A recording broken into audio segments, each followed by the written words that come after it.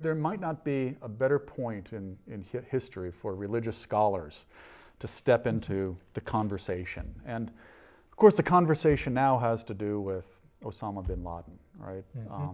The claim that we have killed a leader, a leader of a Muslim leader, right, is the claim. And a lot of Americans believe that. But you've suggested that maybe a lot of Muslims don't believe that he was in fact a leader. So let's step back from that and ask the question: what is it, to claim to be a religious leader? Was he a religious leader? Should we understand him in a different way than that? I would argue that he was certainly not a religious leader, not in Muslim terms anyway. In Islam, to be a leader is to have an official position. So what kind of leader could he be? Let's just look at a couple of examples. He didn't have an official position in a mosque. He wasn't an imam that led services or anything. He was not a mullah. He was never trained officially to higher levels of religious education, like a minister in the United Methodist Church would be even. He certainly wasn't a pope or the chief rabbi of Britain or something like that, where a religious organization gave him an official title. So in that sense, he was certainly not a religious leader. If you want to search for a model for his leadership, maybe Muhammad is the best example. Muhammad, on the one hand, was a prophet, and in Islam he is the last prophet, so there are no other religious sides. But Muhammad had a bunch of secular roles. He was sort of a mayor, a governor. So he was administrator. He was also a general at a couple of times. And since Muhammad's death, a number of Muslims have claimed to be a caliph, to inherit the secular side of that. So he's a Muslim.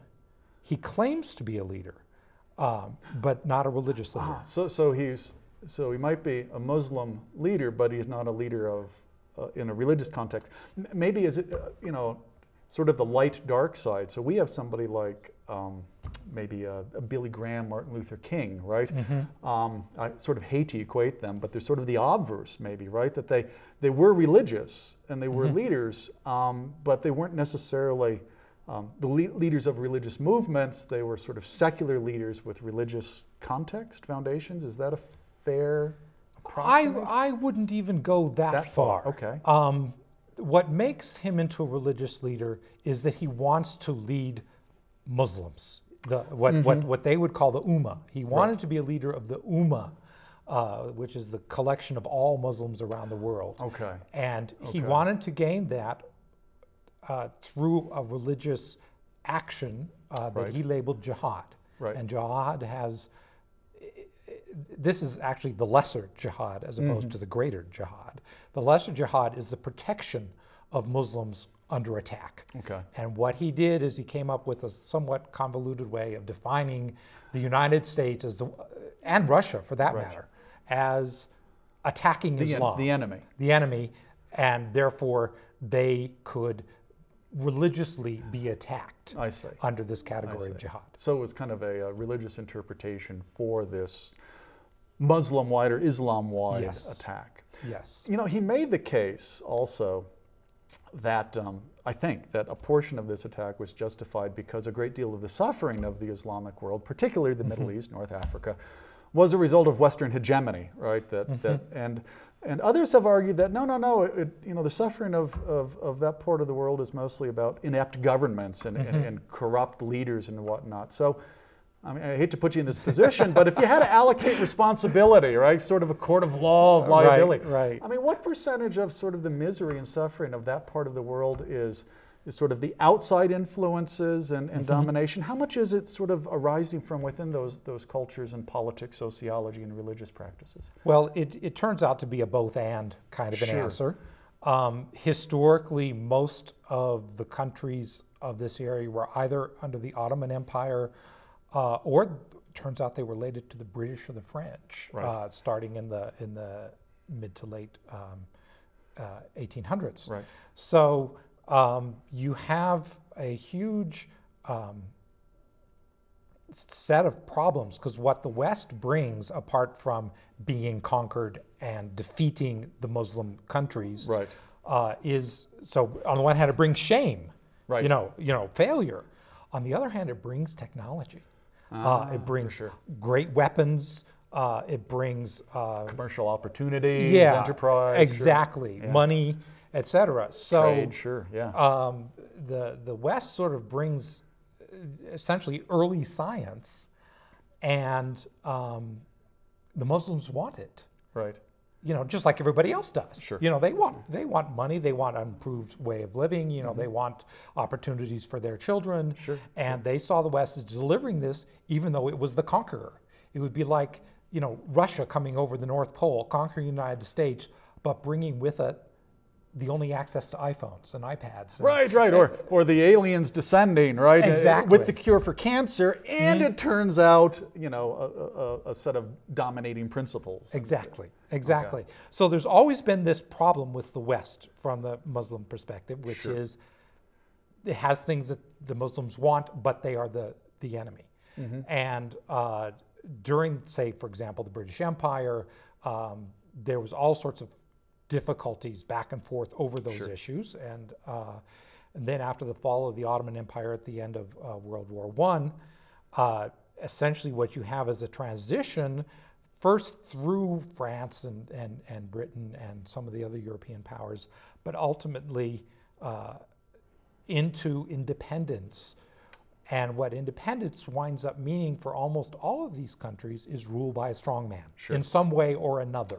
Sometimes it's a monarchy, sometimes it's out-and-out dictatorship. In Iran, it's the Shah, So part of the mixed bag we bring, right, is this political, sociological conversion, as well as sort of the assets. And that kind of raises this whole question of what is now being called the Arab Spring, right? And I guess the question I have there, and I think others have, is how much of that is sort of this Western infiltration of this notion of universal human rights, if such things exist, and how much of this is sort of emerging from Islamic culture, right? Does it make sense to say that there are universal human rights? Is this just sort of an easy kind of syncretism? Well, look, it turns out that Christians and Muslims really want the same sorts of things after all. So how much of that, that's kind of the upside that we're seeing now. How much of that is sort of, do you think, is internal to the Islamic culture and the sort of geopolitical situation? How much of that is sort of an outside catalyzed a change? I don't really like the term human rights here. I think it is an outside term. I don't think it's the internal dynamics.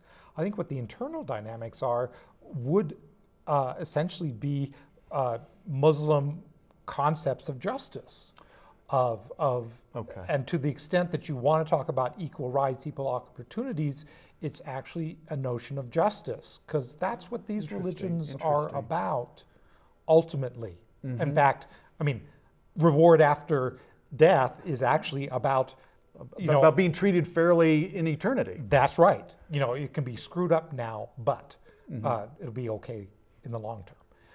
And so I think part of the revolution that we see in Tunisia, in Egypt, is coming out of the notions of justice, the notions of economic opportunity, which do come in some ways from the West. The internet has made that kind of stuff much more visible, as have TV stations like Al Jazeera, the satellite. It's not controlled by the local government.